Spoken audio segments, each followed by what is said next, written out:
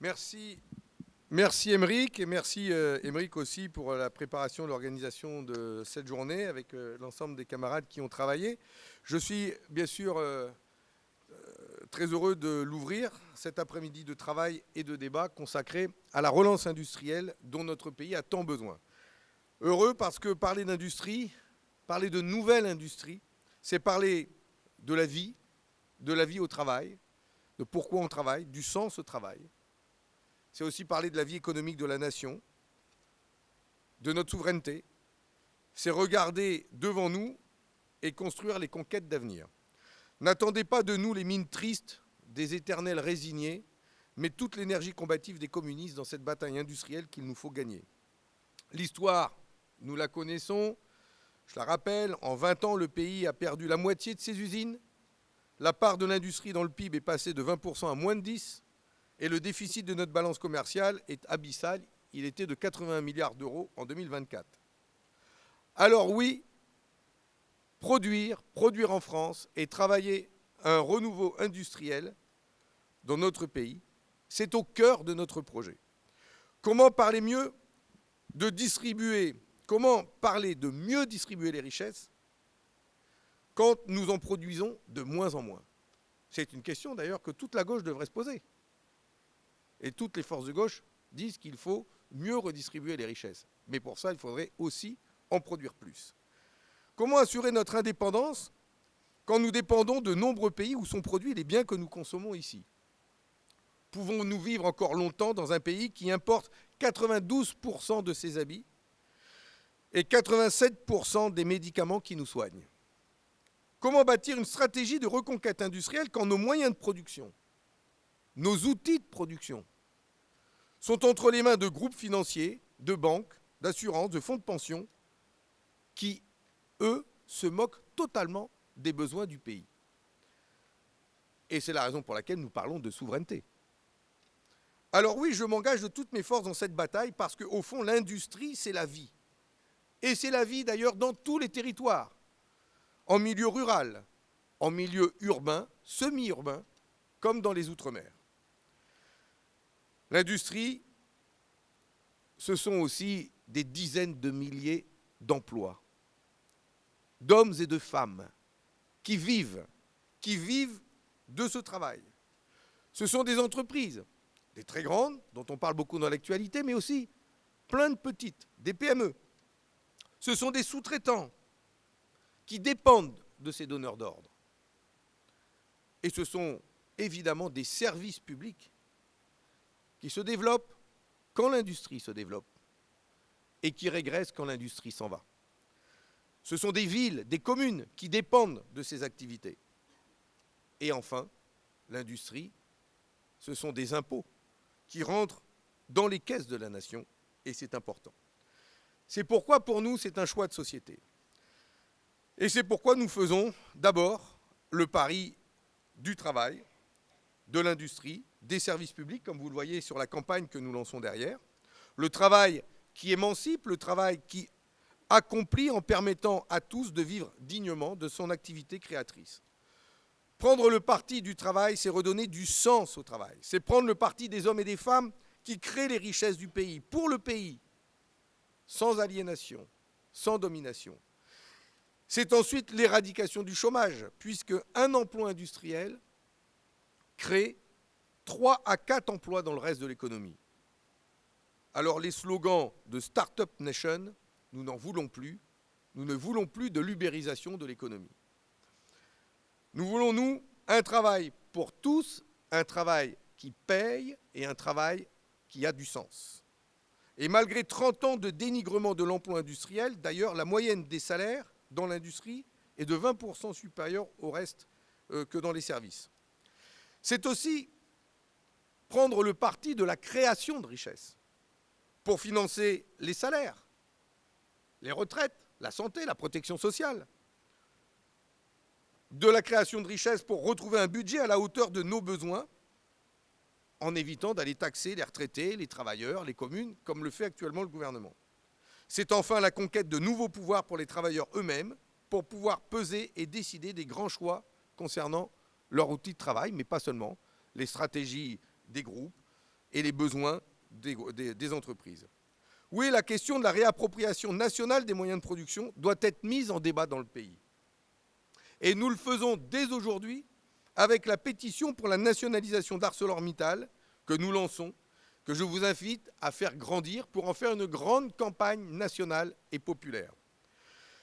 C'est aussi la bataille que nous menons pour Vencorex, en soutenant par tous les moyens disponibles le projet de SIC, Société coopérative d'intérêt collectif, porté par les salariés, les syndicats et les élus locaux. Voilà pourquoi j'appelle à une nouvelle révolution industrielle, que nous nommons nouvelle industrialisation, au service du peuple, au service du vivant et de la planète. C'est une révolution qui met à l'ordre du jour la réappropriation des moyens de production, des pouvoirs nouveaux à donner aux salariés, aux syndicats, qui met à l'ordre du jour une nouvelle stratégie de planification pilotée par l'État au service de la transition écologique et de la reconstruction de filières intégrées allant de l'utilisation, de l'exploitation des matières premières jusqu'à leur transformation.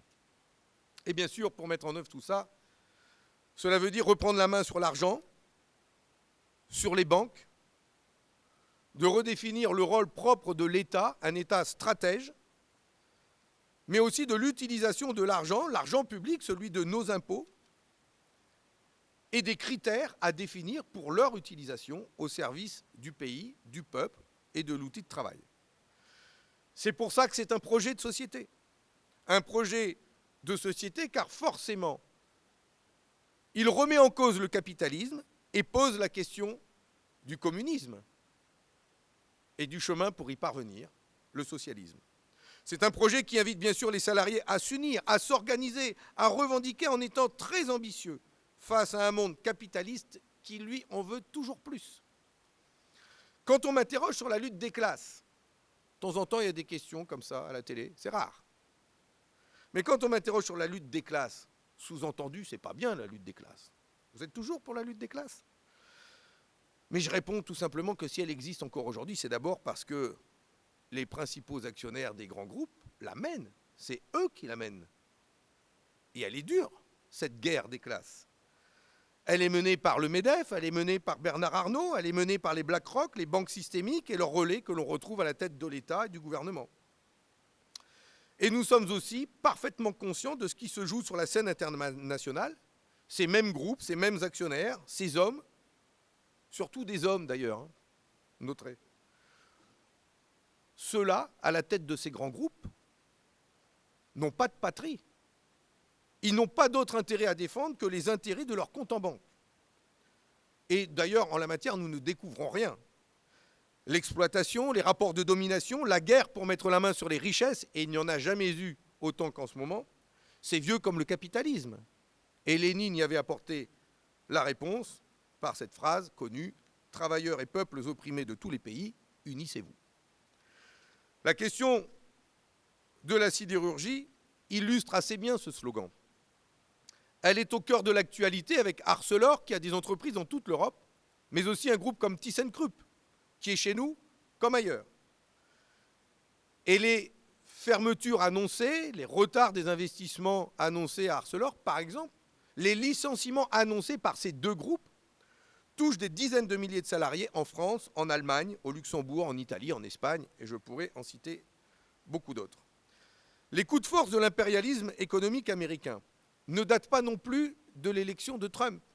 Nous n'avons pas oublié comment l'État français a accepté le racket sans broncher avec l'achat de la branche énergie d'Alstom par General Electric, pour le résultat qu'on connaît, d'abord des promesses non tenues, des emplois supprimés, et un nouvel affaiblissement de notre appareil productif comme de notre souveraineté. Il est grand temps que notre pays et les pays européens refusent d'être le paillasson des fonds de pension, français ou étrangers, des grands actionnaires, qu'ils soient américains, français ou indiens. En réalité, les mesures agressives de Trump ne sont qu'un prolongement violent des mesures coercitives que les forces capitalistes américaines et leurs relais dans les gouvernements successifs prennent depuis plusieurs décennies, jusqu'à remettre en cause le droit international. Il est temps d'ailleurs de rompre avec l'idée d'un camp occidental face au reste du monde, qui est un petit peu le scénario qui est raconté en ce moment.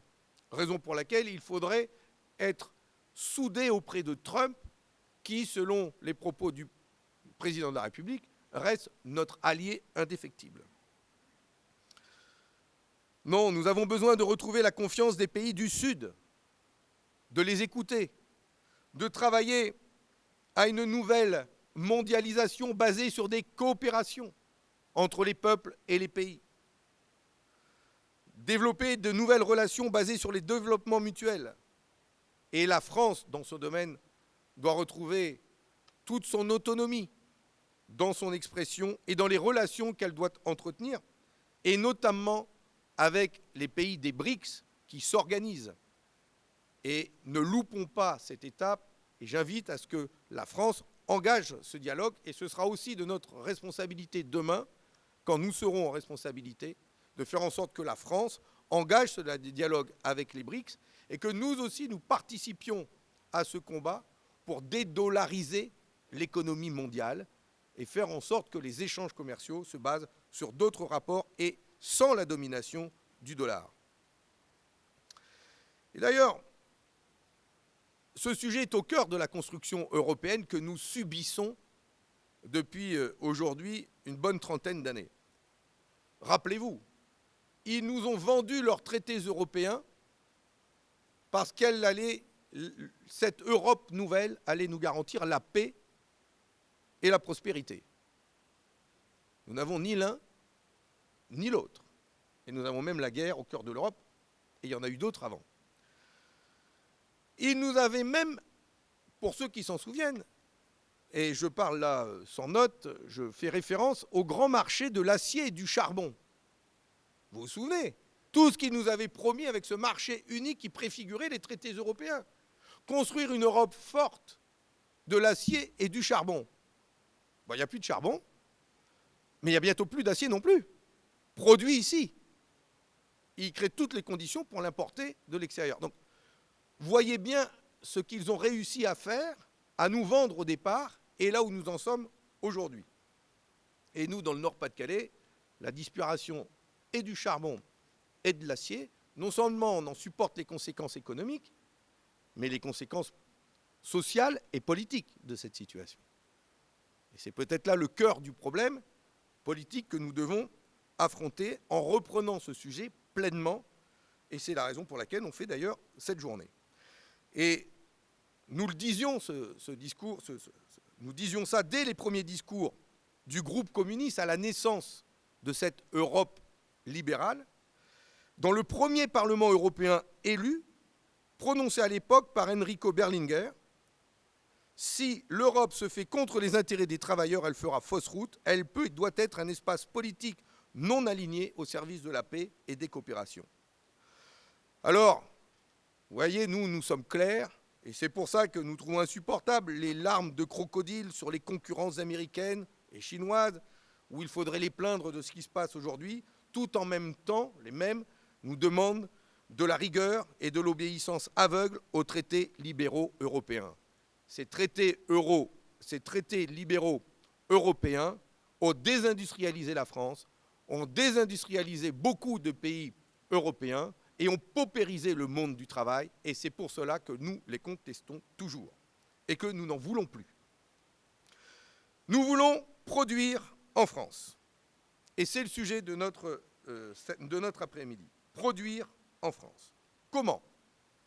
D'abord, question de volonté politique, j'y reviendrai, mais il faut tout de suite dire que ça va nécessiter des investissements colossaux. Et c'est aussi une des différences que nous avons avec d'autres, notamment à gauche, qui pensent que l'on pourrait réindustrialiser le pays et répondre aux besoins juste en ajoutant quelques impôts et taxes sur les plus riches et sur le capital. Ça ne suffira pas. Et les quelques milliards ou dizaines de milliards que nous pourrions récupérer avec un ISF, avec une taxe sur les dividendes, avec un impôt sur les sociétés, ne permettront pas de financer les immenses besoins dans notre pays. Il faut le faire pour des questions de justice sociale. Mais par rapport aux besoins que nous avons, ce ne sera pas à la hauteur. La réindustrialisation du pays, la transition écologique, la planification de ces chantiers nécessitent des investissements colossaux. Pour l'énergie, c'est 200 à 300 milliards d'euros d'ici 2035, rien que pour l'énergie.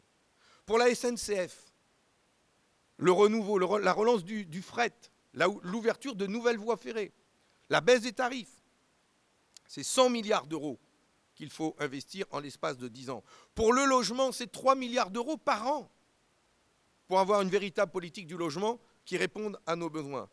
Et je pourrais comme ça citer les investissements incontournables à faire pour nos ports, parce que nous sommes un pays maritime, pour les barrages hydrauliques, parce que c'est la principale source d'énergie renouvelable. Et puis pour toutes ces infrastructures qui ont été laissées à l'abandon pendant des décennies, je pense aux dizaines de milliers de ponts, de canaux, de routes qui ont besoin d'être entretenus et modernisés. Imaginez les emplois que ça représente, les jeunes, les moins jeunes à former qu'il faudra faire, et les investissements qu'il faudra faire pour accompagner tout cela. Les emplois, les travaux, la matière première, la matière grise, c'est colossaux. Elle est là, la France des bâtisseurs que nous appelons de nos vœux aujourd'hui. Produire en France pour un projet collectif qui répare notre pays et y répond à ses besoins. Les gisements d'emploi sont immenses à créer, à former.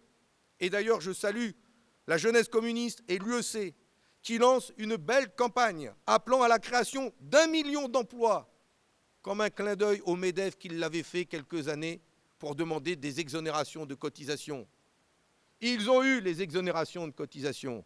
Où sont les emplois? Nulle part. Au contraire, ça dégraisse. Eh bien, nous demandons la création d'1 million d'emplois dans notre pays, et je salue la campagne de la JC sur ce sujet, parce que derrière cette revendication, ils défendent la question de la formation, de l'éducation nationale, de la formation professionnelle, des lycées pro, des universités, de la recherche, et bien sûr, de la question de la rémunération, du sens que nous voulons donner au travail. Regardez cette belle étude qui a été faite sur les jeunes, dont on dit qu'ils ne veulent pas travailler, les jeunes. C'est faux. Ils ont envie, mais ils veulent savoir pourquoi, pour qui. Ils ont le sens de l'engagement. Ils demandent à être reconnus, payés en fonction de leur diplôme et de leurs années d'études. Eh bien, tout cela, nous le partageons, et c'est pour ça que c'est une belle campagne que d'aller dans cette direction-là et à soutenir cette création d'1 million d'emplois, et pas n'importe quels emplois. Autre question centrale, la question de l'énergie, la production d'électricité décarbonée.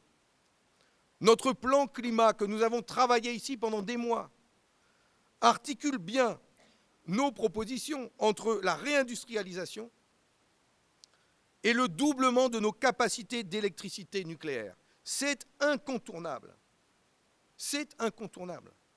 On ne pourra pas électrifier Fos-sur-Mer et Arcelor-Dunkerque, on en a parlé à Saint-Denis, sans avoir en face des réacteurs nucléaires totalement dédiés à la production d'acier sur ces sites. La sidérurgie ne tourne pas avec des éoliennes et des panneaux solaires. Ce n'est pas vrai. Pour avoir des fours qui réussissent par un arc électrique à fondre le minerai et l'acier, je peux vous dire qu'il faut envoyer. Et il faut envoyer de manière stable et pas chère. Et c'est pour ça que c'est indispensable, incontournable. Et ça nécessite aussi d'électrifier les usages pour tenir nos objectifs climatiques. Électrifier nos usages, c'est électrifier l'industrie, je viens de parler d'Arcelor, mais c'est aussi toute cette électrification de nos usages qui ne sont pas faits, qui n'est pas faite actuellement, je pense dans les transports, dans le logement, dans un tas de domaines, dans la production industrielle. Par exemple, nous avons besoin de produire en France un petit véhicule électrique pas cher, qui réponde aux besoins de nos concitoyens, accessible à leur porte-monnaie. Ça, c'est un choix qui répond à notre objectif climatique, mais aussi à notre volonté de réindustrialiser le pays. Et c'est quand même mieux de se battre pour ça que de défendre des ZFE, et c'est la raison pour laquelle je soutiens nos camarades qui s'opposent à ces ZFE dans des agglomérations, qui est la pire des solutions pour lutter contre les particules, l'asthme et la pollution. Travaillons à proposer des petites voitures électriques partout et travaillons à développer les transports en commun publics. Ça, ce sont des réponses qui sont bonnes pour le porte-monnaie et pas bonnes pour le climat. Enfin, la nationalisation de groupes stratégiques, de banques privées, nécessitera de mobiliser, je l'ai dit, des sommes colossales. Et c'est pour ça que nous mettons en avant les moyens du pôle public bancaire, composé de la CDC, la Caisse des dépôts et consignations, de la BPI, de la Banque postale. Ces outils existent. Il y a 1 300 milliards d'euros dans les caisses de ce pôle public bancaire, qui dépend du Parlement. C'est normalement un outil démocratique au service des politiques que nous voulons pour le pays.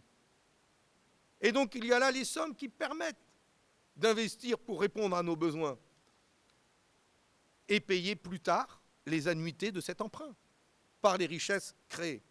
C'est donc possible. Et c'est par ce choc d'investissement que nous pourrons réparer la France, former, embaucher, produire plus de richesses, mieux la répartir, financer notre protection sociale, la retraite à 60 ans, et donc améliorer la vie des Français, et demain payer les dettes, parce que nous ne l'écartons pas. Au contraire, nous disons que créer plus de richesses permet aussi demain de payer les annuités de la dette. Je pourrais développer, mais pas une dette dans les mains des marchés financiers, des banques qui nous imposent des taux d'intérêt, etc., etc. Mais en tout cas, si la CDC fait une avance et prête, nous pourrons payer les annuités de cette dette négociée donc démocratiquement. Vous voyez donc ainsi le lien étroit que nous faisons entre la mobilisation de l'argent, la transition écologique, le respect de la planète et du vivant, et la nécessaire modification de nos modes de production. Tout ça, nous le mettons dans notre projet de reconquête industrielle, de reconquête économique, de reconquête démocratique. Produire ici, vivre et travailler au pays, ça reste d'actualité et c'est le plus beau des projets de société pour notre pays aujourd'hui. Et qu'on ne nous fasse pas le coup du bon capital dès lors qu'il serait national. Nous avons les groupes financiers les plus extravertis d'Europe. 62% des emplois des grandes entreprises françaises se trouvent à l'étranger, contre seulement 38, par exemple, pour les Allemandes et 28 pour les Italiennes.